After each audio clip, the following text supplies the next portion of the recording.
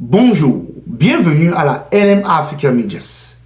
Je vous demande de vous abonner, d'activer la cloche de notification et aussi de partager dans vos groupes WhatsApp, Facebook pour que nous puissions agrandir notre communauté.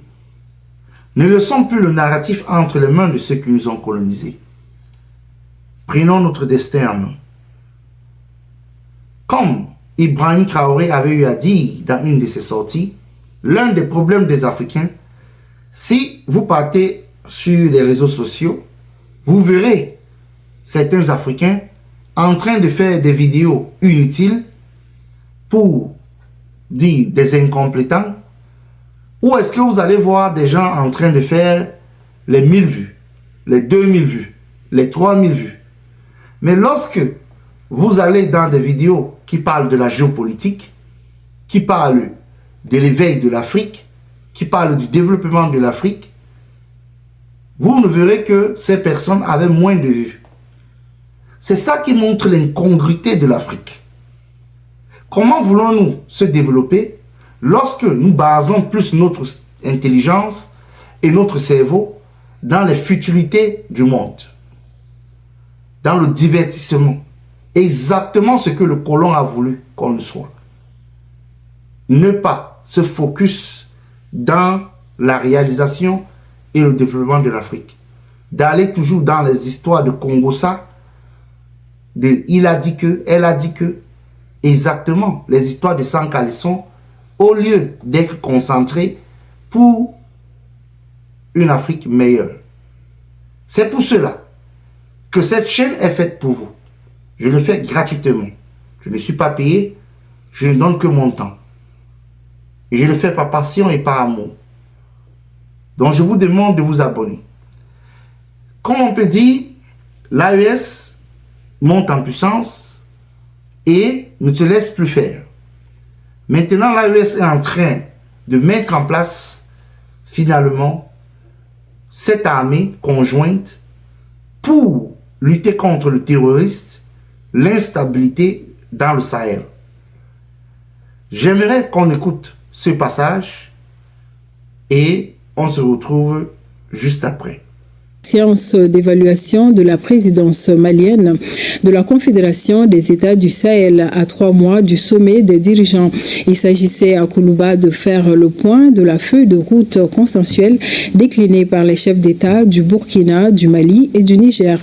Des présentations ont été faites par des ministres de certains secteurs comme la défense et la sécurité, la diplomatie et le développement. À l'actif de la Confédération, un drapeau, un passeport, un logo, une web TV et bientôt une banque d'investissement. Plus de détails dans ce reportage de Sira Bachili.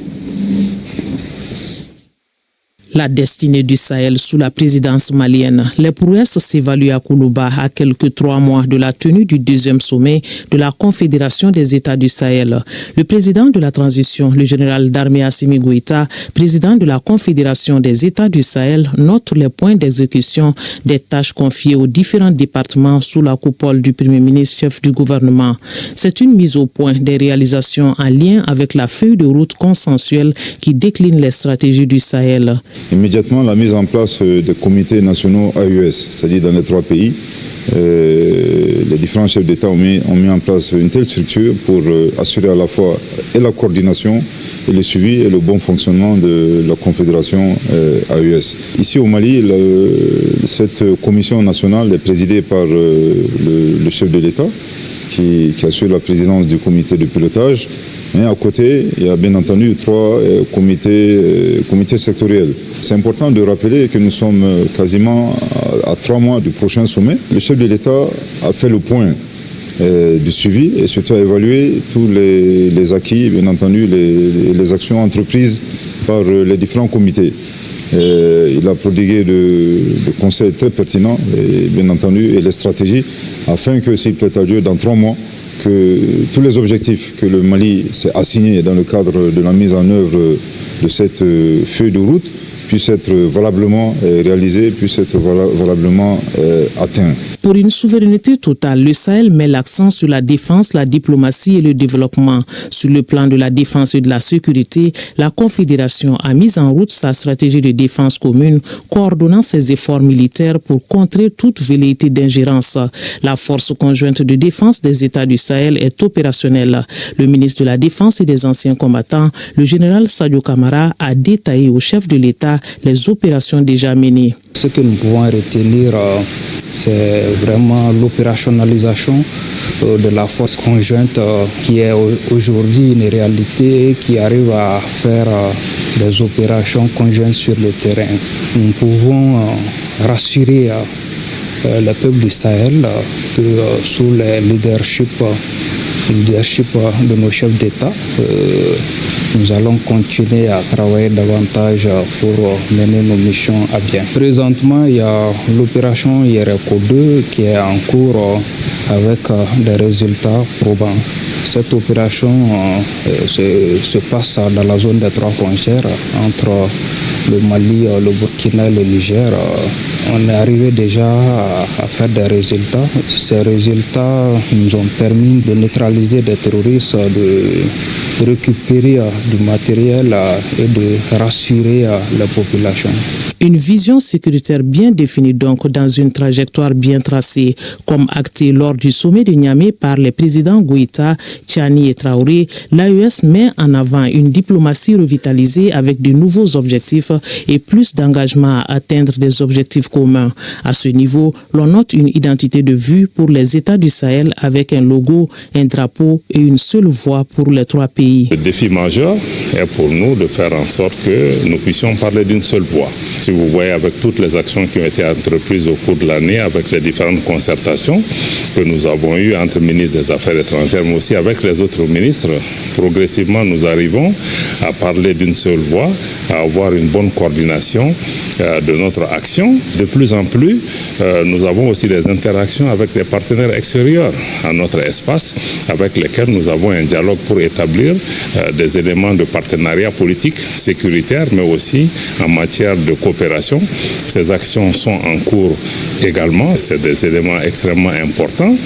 Et du point de vue aussi de la visibilité de la Confédération, aujourd'hui, il y a un drapeau, il y a le logo, il y a aussi le passeport qui a été mis en circulation. Tous ces éléments concourent à vraiment établir l'AES comme un acteur majeur qui travaille. Sur le plan économique et de développement, dans un contexte de rareté des financements, la création d'une banque d'investissement est en vue avec un fonds de stabilisation. Objectif, protéger les économies des États membres contre d'éventuels chocs extérieurs. Nous avons fini de travailler sur la décision portant donc création du prélèvement confédéral AES. Donc vous savez que nous étions dans la CEDEAO et il y avait le prélèvement qui se faisait pour le compte de la CEDEAO. Des marchandises entrant, les liquides, les solides, on prélevait 0,5% pour abonder le fonds qui permettait le fonctionnement de la CEDEAO. Et aujourd'hui, on a retenu, après les travaux des experts et des ministres de l'économie et des finances, de maintenir un taux de 0,50 de prélèvement qu'on va appeler le prélèvement confédéral AES qui va servir à abonder les fonds qui permettront justement de financer toutes les activités de la Confédération, mais également les investissements et tous les projets que nous voudrions bien mettre en œuvre. La deuxième chose, c'est la Banque confédérale pour l'investissement et le développement de la Confédération AES. Nous avons déjà validé la décision portant création de cette banque lors de la dernière réunion qui s'est tenue à Bamako ici le 16 janvier. On a décidé de porter le capital à 500 milliards. On a décidé de déterminer comment on va mobiliser ces 500 milliards sur les budgets internes et sur les prélèvements et sur d'autres aspects. Dans un délai de 9 mois, logiquement, si le calendrier est respecté, nous pouvons commencer à instruire les premiers crédits au niveau de cette banque douane, notamment au Niger, au Burkina, à Bamako. Et ces différentes réunions des douanes ont permis donc de proposer un code des douanes AES et de déterminer un tarif préférentiel AES et de déterminer un tarif intérieur AES. Donc ce qui veut dire que de plus en plus nous allons converger vers un espace douanier unique qui va permettre de favoriser, de faciliter les mouvements des biens. Le tout est soutenu Bon, on va essayer de résumer un peu ce qu'on a écouté. Commençons d'abord par Sadio Kamara, qui est le ministre de la Défense, qui a vraiment participé à la reconquête avec sur la roulette de son excellence Assimi Goïta, de reconquérir le nord du Mali, Kidal et tous ses environs. Il a eu à dire que l'AES a déjà commencé des coordinations conjointes et militaires du fait de la création de la force AES qui a été déjà créée avec, je pense, si j'ai bonne mémoire, près de 3000 hommes déjà qui sont déjà sur le terrain en train de combattre contre ces groupes djihadistes créés par le gouvernement français et l'Union européenne. Juste après l'élimination de Mohamed Kadhafi, parce que c'était quand Mohamed Kadhafi a été éliminé en 2011 avec Sarkozy et son OTAN, Cameron et Barack Obama. C'est après cette élimination de Mohamed Kadhafi que tous ces groupes djihadistes qui étaient dans le sommeil se sont réveillés et ont décidé de se déverser dans le Sahel et prendre un vaste territoire de ces pays.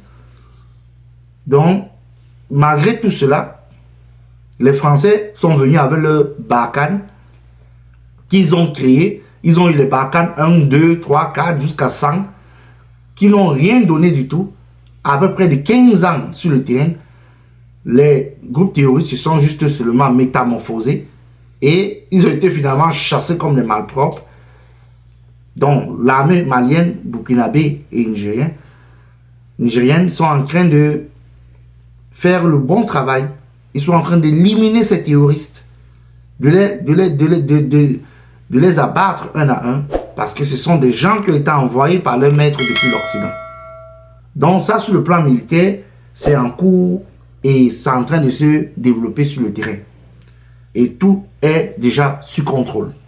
Maintenant, sur le plan économique, vous avez constaté dans ce reportage qu'ils ont déjà eu à accepter de mettre en place les droits de douane AES, certaines taxes, pour permettre de mettre un budget qui va aider, comme on peut dire aussi, dans cette banque de développement AES, ils ont besoin d'un capital de près de 500 milliards de francs CFA, 500 milliards de francs CFA, qui sera énormissime, qui va beaucoup aider le peuple de l'AES à se développer, à créer des richesses à l'interne et à avoir un développement endogène sur le plan de l'agriculture, la transformation des matières premières sur le territoire AES.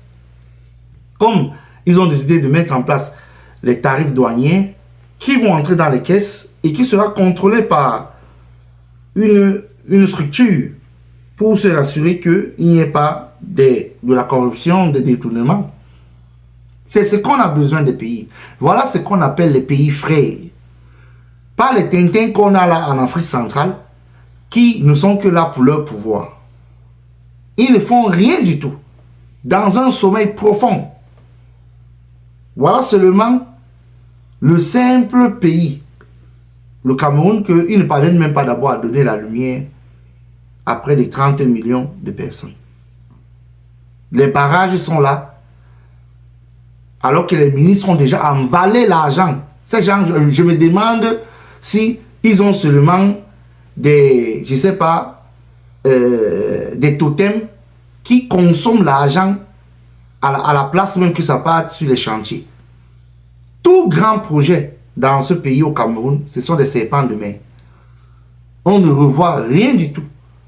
Tous ces barrages qu'il y en a là, même Lompanga, barrage de Kribi, de Labdo, tous ces barrages, c'est de la poudre de Pelimpinpin. Rien ne sort de terre. On commence un barrage, après tu entends, on quitte de 200 mégawatts directement tu entends que le barrage ne peut que donner 100 mégawatts. Et c'est comme ça. On coupe la lumière au Cameroun comme du ditement. Donc, on coupe la lumière. Donc, ces gens sont comme les arracheurs dedans. Des bons menteurs. Pardon, revenons-nous sur l'AES. Vraiment. On parle même des pays qui avancent. Parce que quand tu entends un pays comme le Cameroun, vraiment, c'est les mots de tête. C'est les mots de tête. Dis donc. Donc voilà ça que l'AES est en train de monter en puissance. Ils ont déjà sorti le passeport, malgré que le Tintin de Macron veut faire un peu le chantage, mais c'est un chantage qui n'ira pas loin, parce que ce passeport a été déclaré à l'Agence internationale de voyage, qui se rassure que les passeports ont des codifications, d'identification dans tous les aéroports du monde. Donc tout ce que Macron essaie de vociférer là, il jacasse, c'est pour lui là-bas et à l'Elysée. Il peut continuer à bavarder et qu'il part d'abord, Macron là, qui part parler à son Gutiérrez a dit que son équerré, Umaro Sissoko Ambalo, qui ne parvient même pas déjà à donner, à faire des élections libres et transparentes en Guinée-Bissau. Voilà ça. Macron est tranquille, il ne parle pas depuis. Il ne vocifère pas. J'aimerais qu'on écoute ce passage et on se retrouve juste après. Soutenu par le volet communication, un maillon essentiel de la chaîne dans un monde en guerre informationnelle. Il faut être proactif et couper court à la désinformation. Nous sommes dans un contexte de guerre informationnelle. Tous les États de l'AES sont victimes de ce terrorisme médiatique. Donc le pilier communication est extrêmement important pour toujours expliquer un peu la démarche du leadership de la Confédération des États de l'AES, les objectifs recherchés par cette confédération. Le ministre de la Communication et de l'Économie numérique a eu également eu l'opportunité d'exposer au chef de l'État les démarches entreprises afin que certains engagements présidentiels puissent être réalisés avant la fin de la présidence malienne. Je voudrais ici évoquer la création d'une télé AES. Toutes ces activités visent un même objectif. D'abord, c'est la souveraineté pleine et entière des États de la Confédération du Sahel, donc AES, la prospérité des populations et surtout, bien entendu, des questions de défense et de sécurité, afin que cet espace soit bien défendu, bien sécurisé et que la souveraineté soit totalement pleine et entière au profit de nos populations, conformément à la vision de nos trois leaders. La souveraineté étant économique, un cadre de coordination des actions du secteur privé pour le développement économique de la région a été activé. Il s'agit donc de densifier les échanges commerciaux entre les États du Sahel avec la valorisation des ressources locales. Malgré les péripéties, la Confédération tient bon avec le peuple qui reste son centre de gravité. Donc l'AES est en train de monter en puissance. Vous voyez comme par exemple au Burkina Faso, il y a des investissements sur le plan de l'agriculture, des investissements sur le plan de la transformation des matières premières avec la création des usines de tomates. Et je vais faire une vidéo particulièrement sur la montée en puissance du gouvernement burkinabé sur le plan de la création des richesses et avec la magnanimité du capitaine Ibrahim Traoré qui fait un excellent job de réveil de conscience avec la participation de son peuple burkinabé, qui sont vraiment des gens très intègres, comme dans le reste de l'AES, le Mali et le peuple nigérien. Donc vous pouvez constater, ils sont en train de faire un travail grave. Et c'est à féliciter. Voilà ce qu'on appelle frère. Voilà ce qu'on appelle frère. Pas les tintins qu'on nous amène là, qui racontent de n'importe quoi. Ces pays ont besoin que nous, Africains, on les pousse de l'avant. Ça va amener que d'autres pays dans la sous-région ou bien dans l'Afrique vont pouvoir adhérer à l'AES. Parce que la CEDEAO est en mort cérébrale. Ambalo a déjà chassé, a voulu tabasser les gens qu'on a commissionnés de la CEDEAO de venir en Guinée-Bissau. Les a chassés carrément, menacés de coups et de blessures. Voilà ça, la CEDEAO est en mort cérébrale. La CEMAC, on ne sait même pas. Vraiment, la CEMAC, on ne sait même plus celui qui dirige encore la CEMAC. La CEMAC, vraiment, l'autre là est en mort cérébrale depuis Parce que l'empereur, le père, Paul Biya, lui, il est même seulement... Donc on ne sait même pas, c'est quand il se réveille comme ça, là, qu'il constate, quand on lui dit seulement que oh, l'économie est en train de vouloir chuter, il se réveille, il organise directement les meetings. C'est comme ça que le papa l'a fait. Lui n'a même pas le temps de cette organisation. Quand on le parle même de la CEMAC, il se dit même que c'est une réunion de famille. Parce que dans sa tête, il ne connaît même plus si ça existe. La CEMAC est à mort cérébrale depuis. Parce que voilà déjà d'abord une zone qui ne permet même pas d'abord à créer sa propre monnaie. Même les actifs de la CEMAC, bon, qui est rattaché à la BEAC, la BEAC ne contrôle pas ses actifs. Tous les actifs de la BEAC, ça se retrouve, c'est toujours en France. Alors qu'on peut au moins dire que la CEDEAO avait au moins décidé de reprendre tous ses actifs, d'avoir le contrôle de ses actifs, son trésor. Or, pour la BEAC, ça se retrouve au trésor français. Les réserves de la BEAC, c'est au trésor français. Et après, vous allez entendre des sodos panafricains en Afrique centrale, là, raconter comment l'Afrique centrale a des panafricains. Quels panafricains? Pardon, il faut arrêter ça. Arrêtez ça. Comme vous êtes toujours mais c'est la sorcellerie qui vous dérange là. Venez raconter n'importe quoi. Les vrais panafricains sont dans l'AES. Ils sont pas en Afrique centrale. Parce que vous êtes tous des bandes de guignols en Afrique centrale. Vous racontez de n'importe quoi, vous vociférez les choses à chaque fois dans les médias. Dérangez même les oreilles des gens. Voilà les vrais leaders qu'on a en Afrique de l'Ouest pour dire l'AES. C'est les vrais leaders à l'AES, ce sont les frères. Ils s'entraident. Ils s'arrêtent la main, malgré les difficultés. Voilà les pays qui n'ont pas accès à la mer. Mais au moins, ils se rassurent que leur population a la lumière.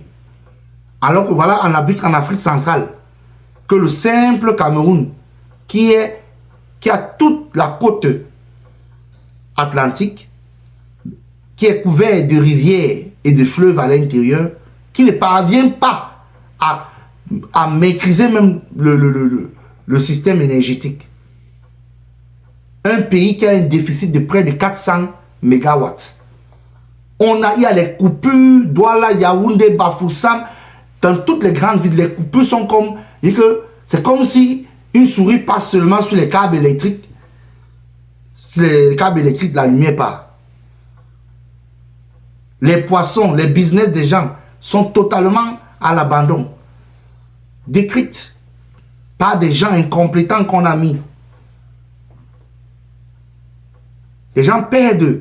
Les gens qui vendent dans les trucs comme le poisson, la viande, les boissons rafraîchissantes, même les supermarchés, on est obligé de vendre les nourritures déjà pourries aux Camerounais. Comme eux, si ce sont les autres, ils sont là avec les têtes de mangousse, ils marchent seulement, ils ne connaissent même pas défendre leurs intérêts. Après, ils vont se plaindre, après vous allez entendre, comme toujours, il y a toujours les morts. Oh, empoisonnement, ils ont mangé ceci, ils ont mangé cela.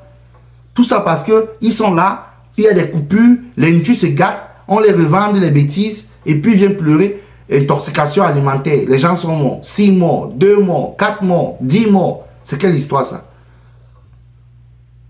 Un pays où la nourriture tue encore les gens. C'est un pays ça. Dis donc. Pardon, il faut nous laisser tranquilles. Hein. Et arrêtez de dire que vous êtes les panafricains là-bas au Cameroun. Arrêtez ça. Arrêtez ça. Quand vous allez vous libérer comme les Burkinabés, les Maliens et les Nigériens, là maintenant, on va vous appeler panafricains. Pour le moment, vous êtes juste comment on peut dire, les serviettes. On vous utilise, on vous essuie au sol. Vous êtes là, vous ne dites rien. Pas de lumière. Et vous vociférez partout dans les réseaux sociaux. Toujours dans les distractions. Un peu plus de distractions. Vraiment. Bon, bravo pour l'AES. Bravo à Assimi Goïta. le général Adouraman Chani et le capitaine Ibrahim Traoré. Voilà ce qu'on appelle la jeunesse. Pas cette jeunesse perdue là en Afrique centrale. Voilà. C'est ça la jeunesse. En moins de 40 ans, il est leader de son pays. Mais nous sommes dirigés par les grabataires en Afrique centrale. Les grands-pères, les gens qui doivent rentrer au village. Pardon. C'était tout pour cette portion et pour cet épisode. Et on se retrouve à la prochaine. Je vous demande de vous abonner, d'activer la cloche de notification. Ne laissons plus le narratif entre les mains de ceux qui nous ont colonisés. Et vous là, qui m'écoutez là, arrêtez d'aller dans des endroits ou des contenus de distraction.